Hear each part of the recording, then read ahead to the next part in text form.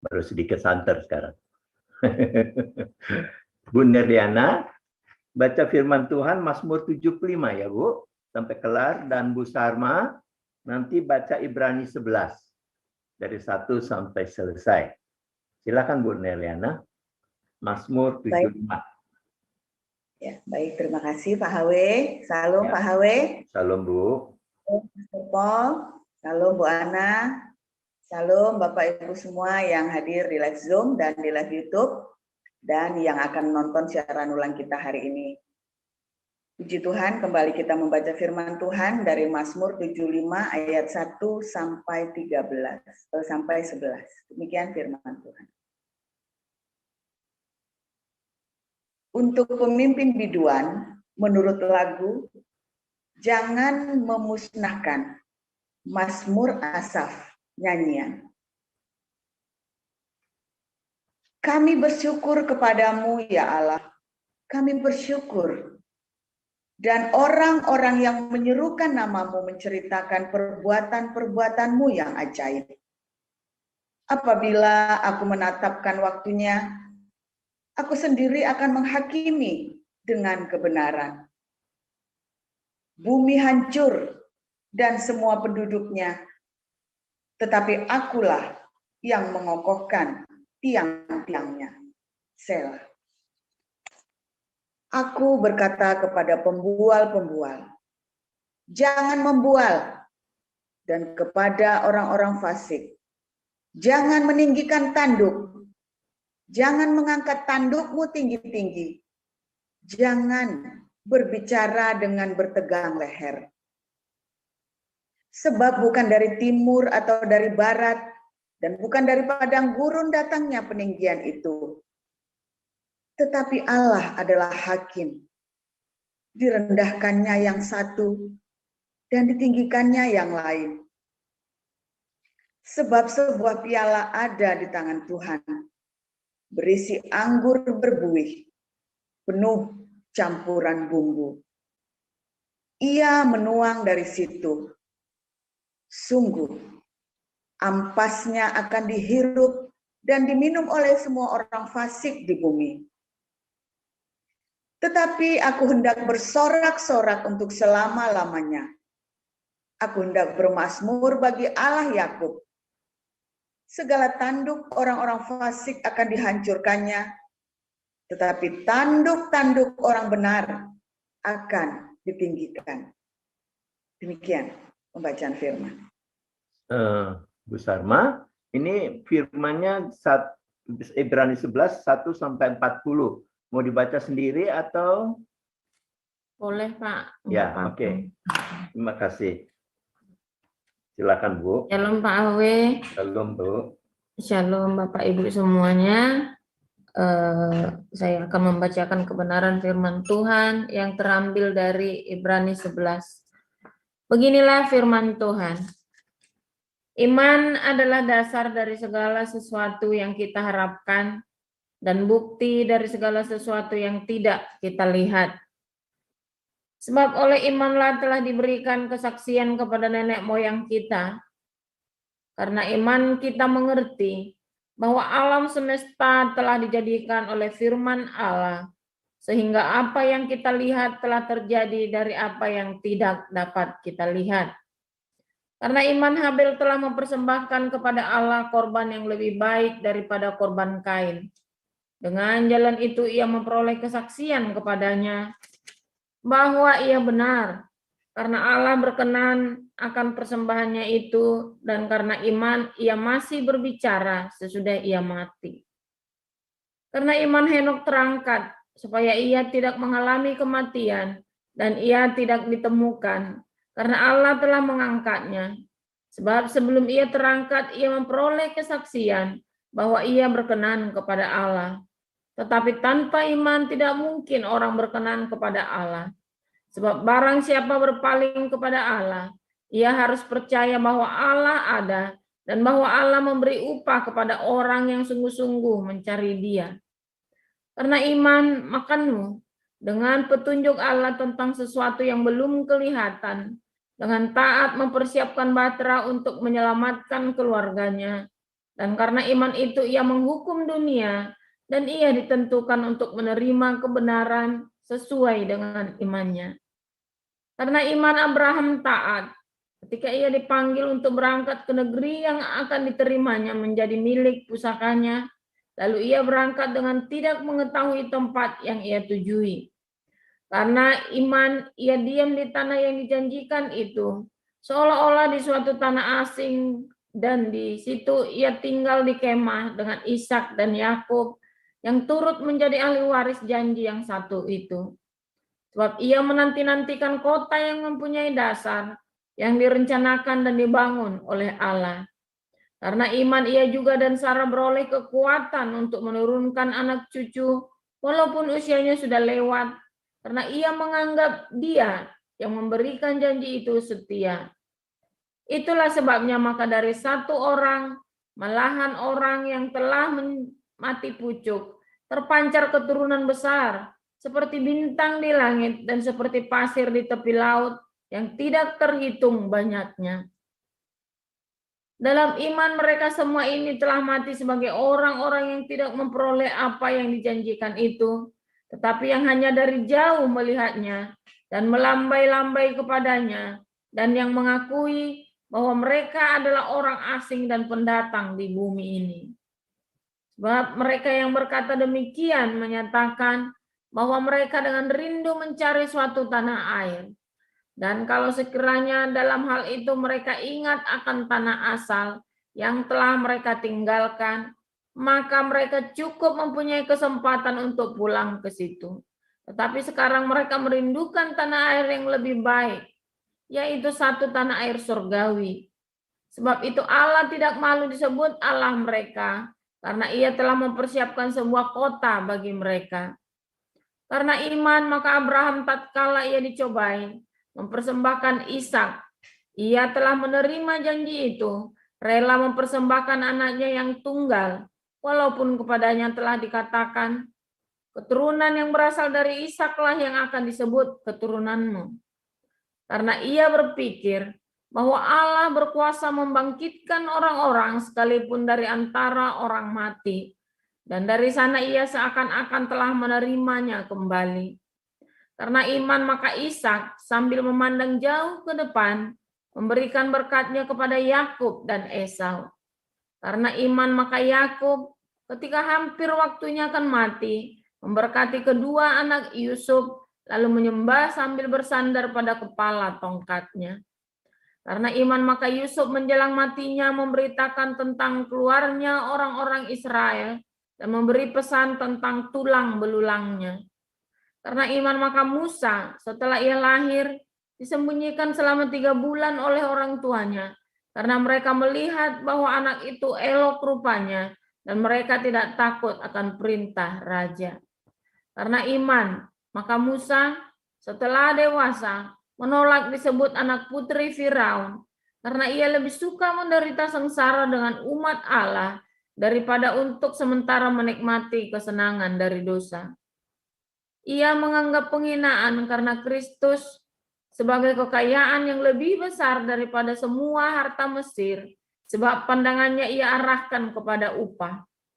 Karena iman maka ia telah meninggalkan Mesir dengan tidak takut dan akan murka raja. Ia bertahan sama seperti ia melihat apa yang tidak kelihatan. Karena iman maka ia mengadakan Paskah dan pemercikan darah, supaya pembinasa anak-anak sulung jangan menyentuh mereka. Karena iman maka mereka telah melintasi Laut Merah sama seperti melintasi tanah kering, sedangkan orang-orang Mesir tenggelam ketika mereka mencobanya juga. Karena iman maka runtuhlah tembok-tembok Yeriko setelah kota itu dikelilingi 7 hari lamanya. Karena iman maka Rahab, perempuan sundal itu, tidak turut binasa bersama-sama dengan orang-orang durhaka, karena ia telah menyambut pengintai-pengintai itu dengan baik. Dan apakah lagi yang harus aku sebut?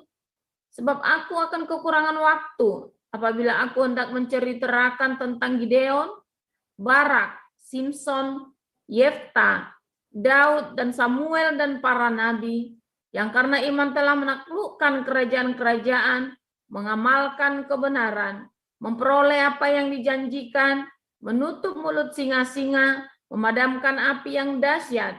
Mereka telah luput dari mata pedang, telah beroleh kekuatan dalam kelemahan, telah menjadi kuat dalam peperangan, dan telah memukul mundur pasukan-pasukan tentara asing.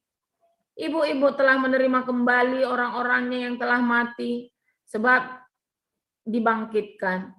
Tetapi orang-orang lain membiarkan dirinya disiksa dan tidak mau menerima pembebasan, supaya mereka beroleh kebangkitan yang lebih baik. Ada pula yang diejek dan didera, bahkan yang dibelenggu dan dipenjarakan. Mereka dilempari, digergaji, dibunuh dengan pedang. Mereka mengembara dengan berpakaian kulit domba dan kulit kambing sambil menderita kekurangan, kesesakan, dan siksaan. Dunia ini tidak layak bagi mereka.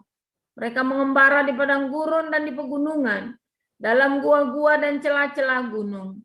Dan mereka semua tidak memperoleh apa yang dijanjikan itu, sekalipun iman mereka telah memberikan kepada mereka suatu kesaksian yang baik.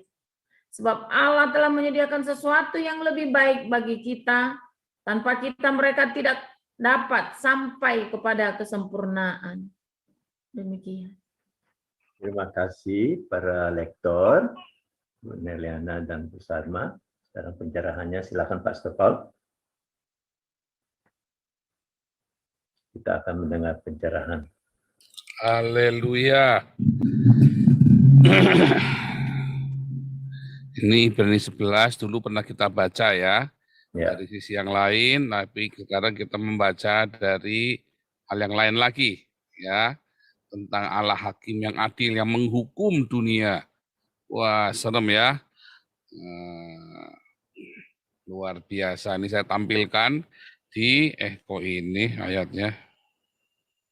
Nah, ini ya, saya kasih merah. Nah, kelihatan nggak? Oh, ya kelihatan. Nah, ini ya, sudah saya kasih warna hijau nih. Saya besarkan lagi. Nah, itu lebih bagus. Ya, karena iman, maka Nuh dengan petunjuk Allah tentang sesuatu yang belum kelihatan, dengan taat mempersiapkan bahtera untuk menyelamatkan keluarganya. Dan karena iman itu ia menghukum dunia. Wah, ianya huruf kecil ya, Nuh menghukum dunia. Dan Nuh ditentukan untuk menerima kebenaran sesuai dengan imannya. Nuh itu ya, ia ditentukan menghukum dunia. Hebat sekali, saudara. Wah, apakah benar Nuh yang menghukum dunia, saudara? Narasinya memang disebut Nuh yang menghukum dunia, saudara. Ya, narasinya itu Nuh yang menghukum dunia. Karena memang Nuhnya cuma Nuh aja yang selamat, dan dia sudah teriak-teriak, dan dia sudah mengeluarkan, sudah memberikan peringatan, sehingga manusia memahaminya sebagai ia yang menghukum dunia. Wah, Indonesia jangan sampai nanti N26 ini yang menghukum Indonesia. Padahal saya sudah teriak-teriak ya. Hati-hati, saudara. Jadi para nabi ini disebut menurunkan api dari langit ya, kayak Elia segala macam, menghukum para nabi. Ya, Musa menghukum Mesir. Ya kan dikatakan kan di dalam Keluaran berapa itu ya. Engkau akan menjadi Allah bagi Firaun dan Harun menjadi nabimu.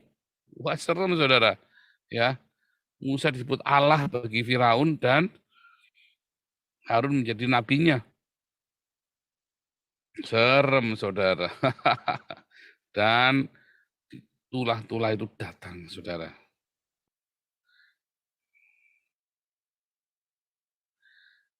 Nanti di akhir zaman juga ya, dua saksi Allah, orang Yahudi dengan orang Kristen ya. Itu akan menghukum dunia loh. Ya, kita ditindas dengan luar biasa, tetapi orang Yahudi dengan orang Kristen di dalam penindasan itu mereka menghukum dunia, saudara. Ya, ngeri ya. Wah, dua saksi Allah itu menurunkan api dari langit segala macam loh, ya. Terus menahan hujan nggak turun, menurunkan api, menahan hujan nggak turun, ya. Luar biasa loh dua saksi Allah ini kuasanya. Itu kan terjadi nanti, saudara. Sehingga dua saksi Allah ini seperti menghukum dunia.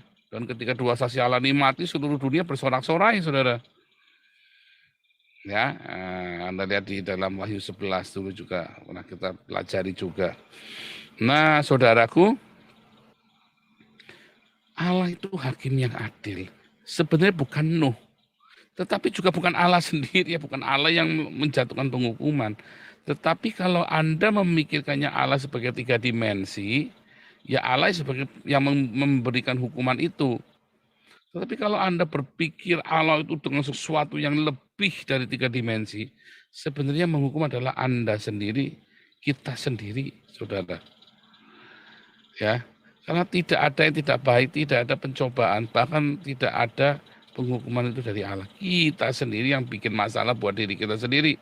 Kita sendiri yang ciptakan surga kita juga yang ciptakan neraka kita. Ya.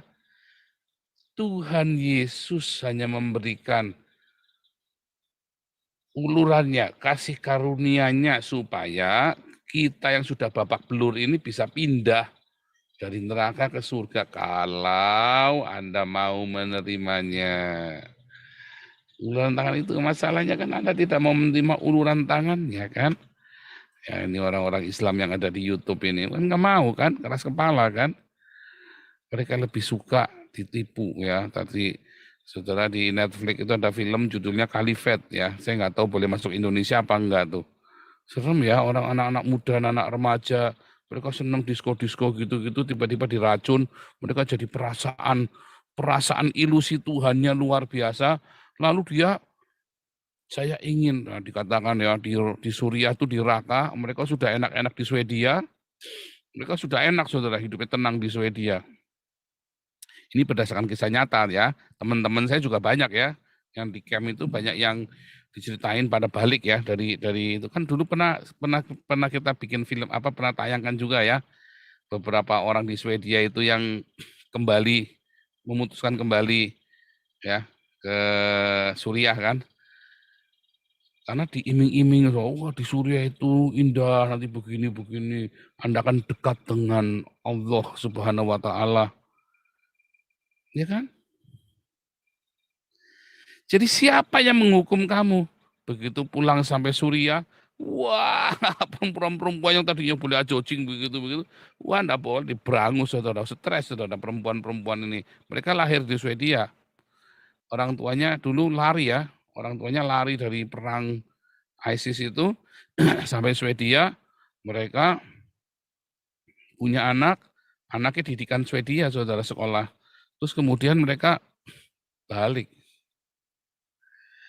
ke sana, hanya diiming-imingi saudara. Wah stres mereka saudara, wah orang tuanya kehilangan anaknya kan kabur anaknya.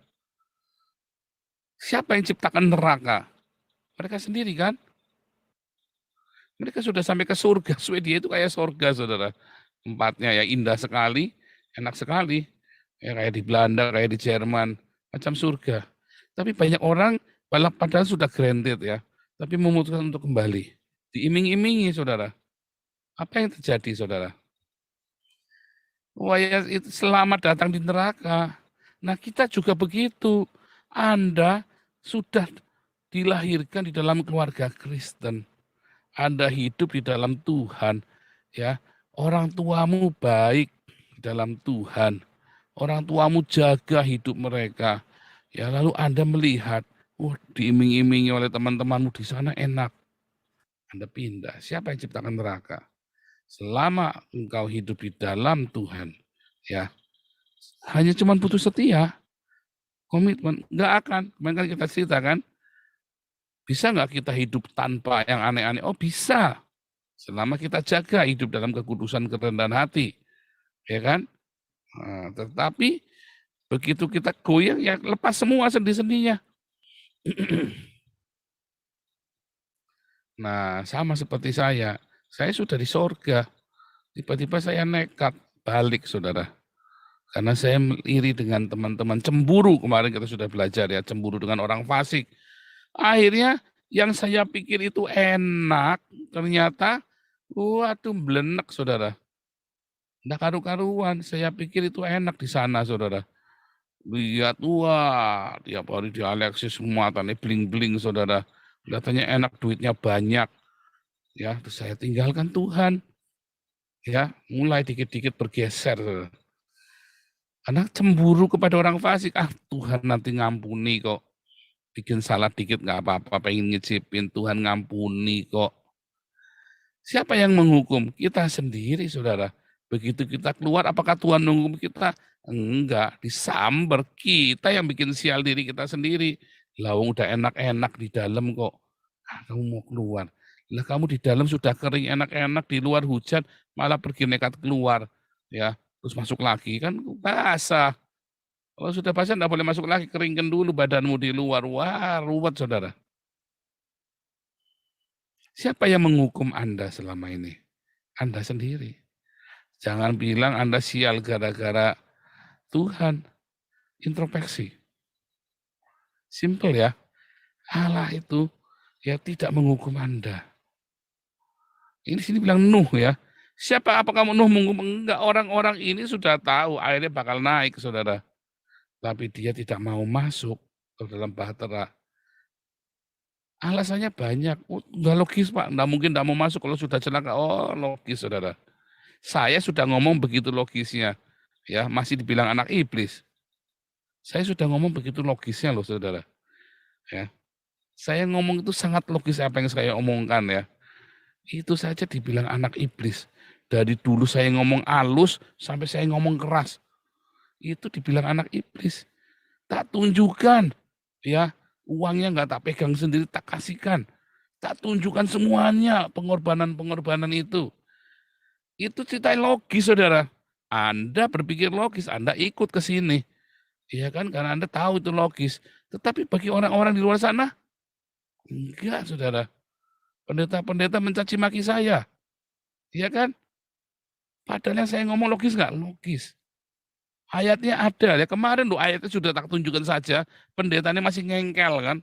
Sudah tak tunjukkan saja masih ngengkel. Edan nggak coba?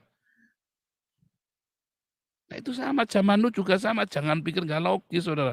Ada orang ngeyel sama saya, orang ateis ya. Ini ya banjir makin naik. Nu sudah bikin batra. Nggak logis kalau nggak masuk. Logis, saudara, bisa nggak masuk. Memang manusia begitu ngengkel. Memang itulah manusia aneh ya. Heran. Udah dikasih tahu, sudah ditawarin. Akhirnya pintu ditutup, bahtera jalan, orang ini kelalep, saudara. Bisa ya? Bisa. Nuh, maka Nuh menghukum. Nah sama. N26 menghukum Indonesia. Nggak nurut, Anda bandel sih. Bandel diomongin. Tetapi juga, saudara, kalau Anda saat ini banyak orang ya cerita keluh kesah kepada saya, simple, saudara. Anda introspeksi. Ya, Tuhan itu ya tidak akan semena-mena kepada dirimu, saudara. Tuhan itu tidak semena-mena, saudara. Anda yang menghukum diri Anda sendiri, Anda yang membawa diri Anda kepada suasana itu. Iya Pak, tapi saya dari kecil memang miskin, orang tua saya juga miskin. Orang tua saya juga miskin. Ya. Bukan alasan, saudara. Saya nggak menuntut Anda, bukan. Tetapi bukan alasan. Oh, tapi orang tua saya memang aneh begini Pak, nggak ngajari saya. Orang tua saya juga tidak ngajari saya. Ya, saya dari 12 tahun sudah nggak tinggal sama orang tua loh, saudara. Ada orang tua, tapi nggak tinggal sama orang tua. Orang tua saya di rumah, saya tinggalnya di toko. Dari 12 tahun. Dari 12 tahun saya sudah bayar sekolah sendiri. Jadi jangan salahkan siapa-siapa. Karena Anda dilahirkan dalam keluarga miskin, itu Anda nggak bisa ngatur-ngatur. Tapi kalau Anda kemudian terus hidup dalam kemiskinan, itu namanya sial. Ada yang salah dengan dirimu, saudara. Serius ya, ada yang salah dengan dirimu. Jangan salahkan orang lain. Jangan salahkan orang lain, saudara. Ya. Ketika Anda jatuh, jangan salahkan orang lain. Makanya saya kalau jatuh bangunnya cepat. Kenapa? Saya nggak punya waktu buat nyalain orang lain. Pokoknya jatuh ya bangun. Gitu ya. Nah, jangan berharap orang akan berbaik hati sama Anda. Makanya firman Tuhan selalu bilang, harap saja pada Tuhan. Jangan mikir orang lain bakal kasihan sama Anda. Ketika Anda minta tolong dihina, iya saudara, dihakimi, iya. Coba Anda ngomong sama saya, keluh kesah malah diomelin kan sama saya, rasain loh.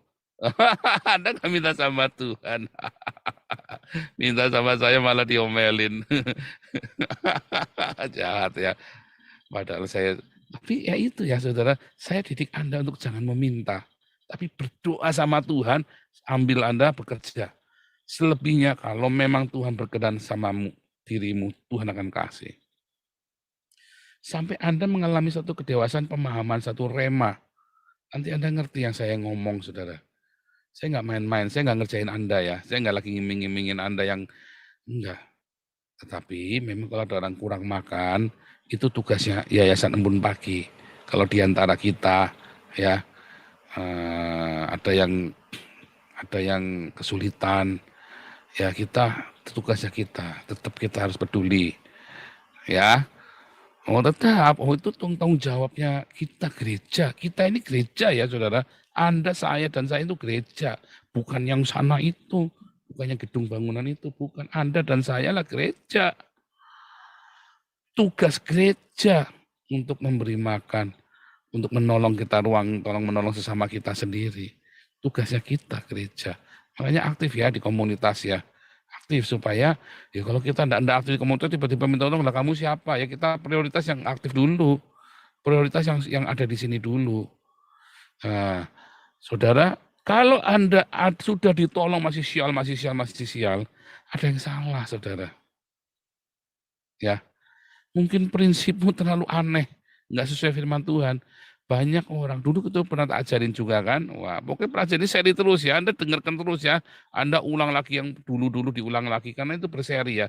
Yang saya ajarkan kepada Anda itu adalah sebuah serial ya. Makanya ini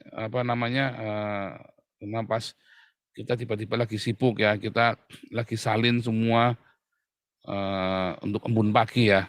Anda yang mau jadi volunteer boleh ya, Anda yang mau jadi volunteer buat nulis renungan Embun Pagi boleh.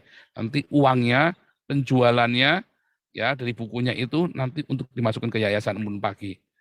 Ya, Anda yang volunteer mau jadi volunteer boleh ya. Nah, nanti nama Anda tertulis itu sebagai editor ya kan. Untuk bikin ringkasan Embun Pagi, keuntungannya nanti buat Yayasan Embun Pagi, buat ruang tolong menolong lagi saudara. Cetak nanti sama Bro Owen lagi nanti cetak. Nah, begitu saudara ya. Jadi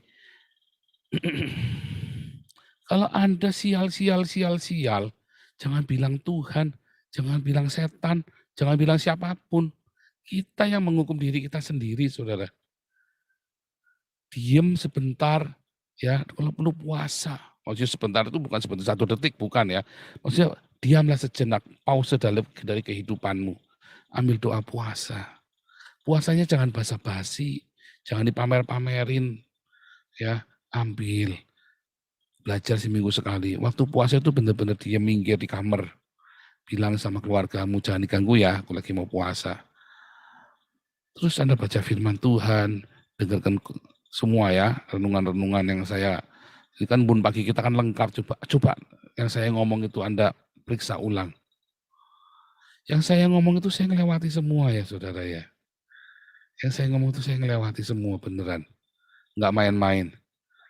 Ya, dan saya sudah konselingin orang yang sama dengan punya masalah juga, dan dia menang atas masalah itu. Nggak ada yang diceritain sama pendeta-pendeta itu bohong semua itu saudara, yang ujuk-ujuk, nggak ada yang ujuk-ujuk. Semua itu proses, dan ketika Anda nikmati prosesnya dan Anda menang di dalam sakitnya itu, Anda responnya itu paling utama itu rendah hati. Ya. Itu nanti Anda akan menang. Ya, sabar. Kalau Anda sekarang lagi tidak karu-karuan, ekonomi lagi di bawah. Tetapi sabarnya jangan terus tidur, jangan terus males-malesan, tetap kerja. Ya, dan terus sisihkan penghasilanmu untuk diakonia. Pas sudah kere kok diakonia, oh iya, Jangan bilang enggak. Saya sakere-kerenya saya di diakonia loh saudara. Justru ketika gaji saya udah puluhan juta malah saya, jangankan diakonia, ngirim ke mami saya aja enggak saudara, edan loh. Jangan ngomong alasan uang punya enggak punya. Niat apa enggak niat? Saya punya nasi satu bungkus saja bisa tak paruh loh saudara sama orang. Serius ya. Yang saya ngomong ini saya udah ngalamin. Dan saya kasih tahu ke Anda kuncinya. Ya, makanya saudara jalanin ya, jangan lari begitu terus babat habis enggak ngerti yang alami, jangan. Ajar kami Tuhan menghitung hari-hari. Duduk diam saudara, puasa. Ambil satu hari, kalau hidupmu terlalu berat, seminggu ambil sekali puasa, misalnya hari Sabtu, kan Sabat itu kan. Sabtu kan banyak orang libur juga kan. Kalau hari Minggu, wah Sabtu malah rame Pak, ya minggunya kamu puasa. Pak minggunya malah rame, ya Seninnya. Di hari yang paling sepi dalam seminggu itu kamu off puasa. Wah nanti rugi, jangan takut. Jangan takut, nanti Tuhan berkati. Tapi kamu jangan main-main, jangan malah lagi libur, malah jelang-jelangan kemana-mana. Buat puasa, buat diam sama Tuhan.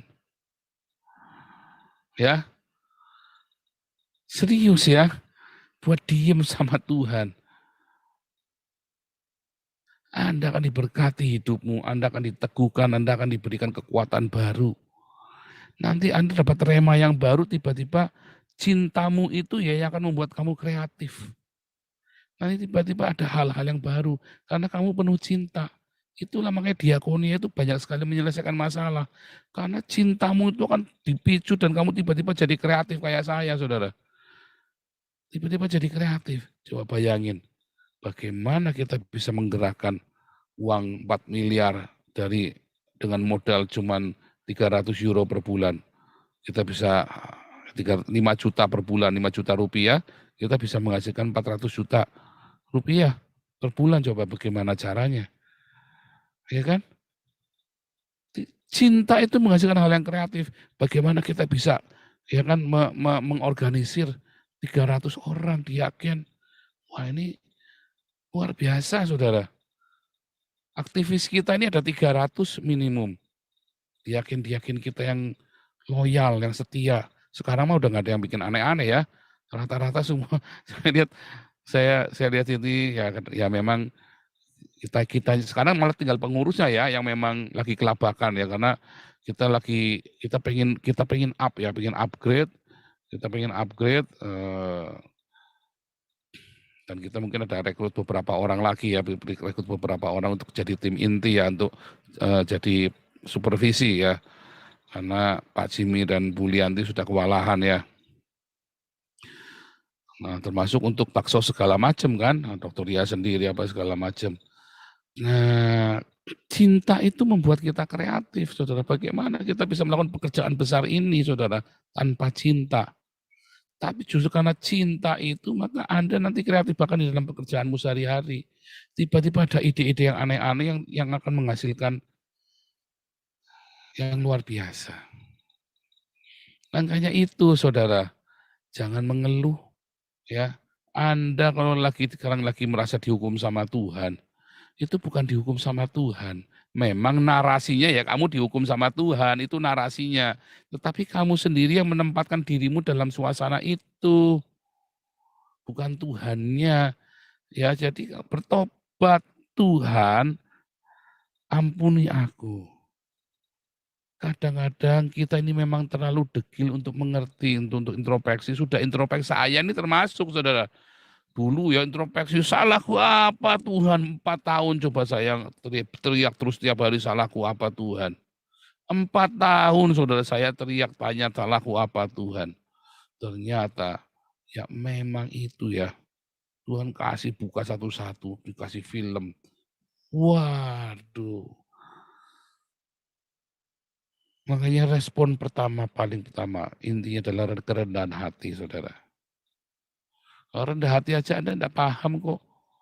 Ya orang yang lemah lembut itu kudu menawi ingkang praiko lemah lembutmu itu lemah lembut wayang Jawa kok ketoprak kok. Nah, itu bukan lemah lembut, ya. Lemah lembutmu itu modelnya benches kayak itu kan yang suka melet-melet tuh kalau khotbah itu lemah lembut itu. Lemah lembut kok begitu? Enggak, lemah lembut itu di dalam Alkitab itu artinya rendah hati, mau diajar, mau introspeksi. Ya, tidak mengatakan diri saya yang lebih hebat dari Tuhan, tapi kita benar-benar orang merasa oh enggak Tuhan yang hebat, tapi basa-basi saudara. Anda ngomongnya Tuhan yang hebat, tapi mulutmu basa-basi, hatimu tetap bilang kamu hebat. Kalau saya mendingan tetap bilang ya, tetapi hati saya mengakui itu Tuhan. Tahu, karena saya sudah melewati masa yang paling buruk dalam hidup saya, tanpa Tuhan nggak bisa, bukan retorika. Nah, jadi saudara, jangan bilang Tuhan menghukum ya, dia sungguh ratu adil saudara. Ketika Nuh menghukum dunia, Yesus yang kita sembah itulah yang akan menghukum dunia ini saudara. Apakah Tuhan Yesus sungguh-sungguh? Bukan, kita manusia yang menghukum dirinya sendiri. Tuhan Yesus sudah menawarkan pendamaian itu dengan Bapa, dengan diri kita sendiri, supaya kita bisa berdamai dengan orang lain. Tapi Anda tolak, nggak mau. Anda malah bilang, buat apa nyembah manusia? Nggak mau ya, nggak mau nyembah makhluk berkolor. Kurang ajar. Ya kan? Lihat, nanti Anda akan dihukum. Tadi ya, Anda pikir Anda akan lolos dari penghukuman? Enggak. Anda menghukum diri sendiri Anda karena menolak Yesus, menolak pendamaian dari Tuhan Yesus. Haleluya. Silakan Pak Awe.